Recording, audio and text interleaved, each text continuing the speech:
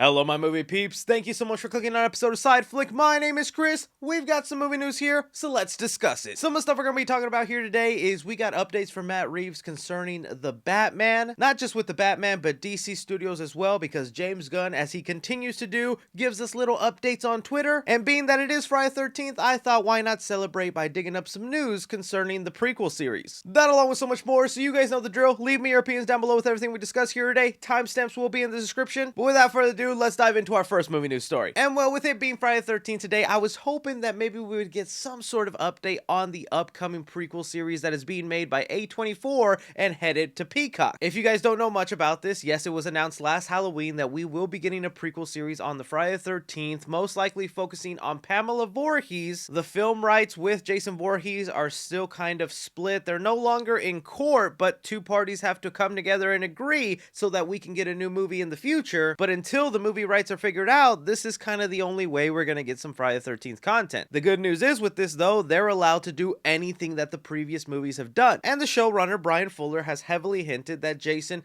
could very much be a part of it. So it's not going to be one of those lame prequel shows that has everything except the main star and the reason why you love Friday the 13th in the first place. But other than that, it's been kind of dead silent and we haven't really heard any other updates on what we can expect the story. Well, I did some digging and it turns out there was some details let out on the internet not a lot of people caught. This information is coming from Cinestealth on Twitter. They have been a reliable scooper that I've been following for a while now. Heck, even before we got the announcement on Halloween Day that we were getting a Friday the 13th prequel series, they were hinting that we were about to get an announcement pretty soon. And sure enough, a couple of days later, we got that announcement. So they have already proven themselves knowledgeable in this Friday the 13th area. Giving us some information by saying some other stuff I've heard, a shady family who owns Camp Crystal Lake are going to be a big focus of the show. Pamela Voorhees and Jason's father will also be involved. The camp is only one location in Crystal Lake. Expect more town politics and other sketchy stuff to be going on alongside the camp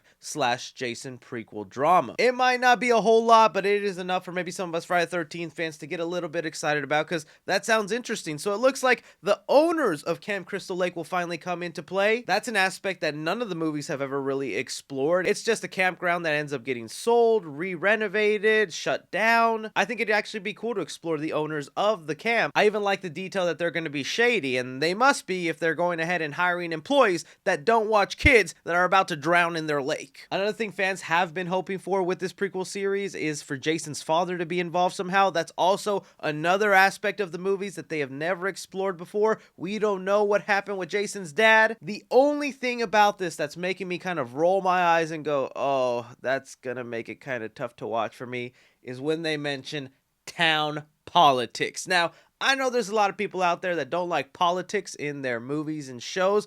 When I look at that, I'm not thinking, oh, they're gonna bring out their agendas and their beliefs and stuff. I don't mean it's annoying like that. Like, when I watch my shows, I hate whenever they get to a storyline and a main character is campaigning to be mayor, or that they have to go through some sort of media run and all that stuff. Like, that is some of the most annoying storylines I ever go through in a show. So if a big chunk of this is going to revolve around someone trying to be mayor of this town and then trying to get a political party going, running for office, getting votes, doing that kind of stuff, oh, that's just not my favorite kind of TV right there. I need to see some slicing and dicing, not someone trying to become mayor of a murderous town. But who knows? I'm happy to be proven wrong. For right now, I'm still very interested in this prequel series, and it's all the Jason Voorhees we're gonna get for a while, so get excited, y'all. What do you think of these details involving the Friday the 13th prequel series? Moving on now, so we can talk about some DC updates. You guys know around here, it has just been non-stop with the DC updates. Every little tidbit we get gets me excited, gets me wondering, what is the future of this universe gonna look like? One thing I know you guys wanted me to talk about here that I just don't know is all that impactful right now for the movie side of things is Ezra Miller has lately been in the news again. Not because they have gotten in more trouble, but it's finally Ezra going to court for when they were arrested for breaking and entering into the home of somebody and stealing a bunch of wine. Flash Film News did a good summary of the events that just transpired by saying Ezra Miller appeared in court today to plead guilty to unlawful trespass. Miller is to pay $500 in fines, including $192 in surcharges, and to immediately serve a 1-year probation period. And what you guys know here, we're not really a gossip channel. We don't really like to dig in too much in personal people's lives. The only reason we do talk about the Ezra Miller stuff stuff is because it directly affects whether they're going to continue as the Flash or not moving forward after their upcoming movie. For one, it's point blank right there. Ezra Miller pleaded guilty. I know there's campaigns online for people saying Ezra Miller's innocent. All this stuff is being mislabeled by the media. Maybe some things are, because it seems like Ezra Miller was accused of almost everything under the sun. But here you can't deny, they were arrested, they were found guilty, and now they have to do some probation time. In my mind, I still really think Warner Brothers is going to recast Ezra Miller after the Flash movie premieres. I know there's reports saying that they're open for them to stay, but I just don't see that happening. Especially now, if they're on a 1-year probation, that means if Ezra gets in trouble again for excessive drinking, a bar fight again, or gets arrested for something dumb they do, they're going to jail. In jail, you can't be making a Flash movie. So again, already Ezra's on thin ice. I do wish them the best, and I'm glad they're getting help. But we'll see what happens. That's just my take on it. I know you guys wanted me to talk about that. From there, we could also talk about a little update that James Gunn just made concerning Superman. So we are all waiting for the end of this month to come so James Gunn can kind of announce his plans for the upcoming DC universe. Now, he has an 8 to 10 year plan, but at the end of January, he's only going to reveal about a fraction of that plan. Most likely like 3 upcoming movies, maybe some TV shows, but one of those things definitely has to be the Superman movie, the title, and when we can expect the release date. Well, a recent rumor was going around about who was going to be cast as Superman. Jacob Elordi was someone that was being rumored to be the head to play the new Superman. This was all coming from a source that was also the first to tell us that Lady Gaga would become Harley Quinn in Joker 2, and also that Barry Keoghan was playing the Joker in the Batman. Both of those came out true, but they have also gotten wrong some stuff before in the past. With this rumor floating around, James Gunn took to Twitter to go ahead and debunk it himself by saying, "My thoughts are no one has been cast as Superman yet. Casting, as is almost always the case with me, will happen after the script is finished or close to finish, and it isn't. We'll announce a few things in not too long, but the casting of Superman won't be one of them," with a mermaid emoji. So a couple of things there. One, he debunks it right now. Anybody being rumored to be the new Superman, it's all just false. Jacob, I'm sure, could have been a fine one, but there's no point fantasizing over it since it doesn't look to be likely right now. People also find it funny that where he mentions here that he's going to announce stuff soon and then leaves that mermaid emoji. The mermaid emoji was kind of an ongoing joke in the Peacemaker series, so maybe we're going to get the season 2 announcement along with his announcement of all this other stuff, which again just leads to my confusion because I thought they were headed towards a full reboot of the DC universe, but now it looks like it'll be again a half reboot. Some stuff will be new, some stuff will be old. God, what the heck. Bringing us now, though, to something that makes everyone in the DC universe happy, the Batman. We got some updates from Matt Reeves, who was recently doing interviews with Collider, letting them know his vision for the current upcoming Batman sequel. He's deep into writing it right now, so it's going to be a while before we get any major updates. But story-wise, he does have this to say. To me, the thing that I really feel is that I also believe that Robert Pattinson is so special in the role. My goal has always been to do these point-of-view stories that allow the character to always be the emotional center of the story, because a lot of the times what happens is after you do the first one, then suddenly the other Rogues Gallery characters come in and they kind of take over, and then Batman takes a back seat, sort of character-wise or emotionally. I kind of love that he mentioned that, saying that even though he'll introduce some cool new villains, give them their time to shine, Batman is still our main character. He's the one that deserves development, and just because you were introduced to him in the last movie, he's not going to stop developing here. The thing I most want to see developed in the sequel is his Bruce Wayne personality.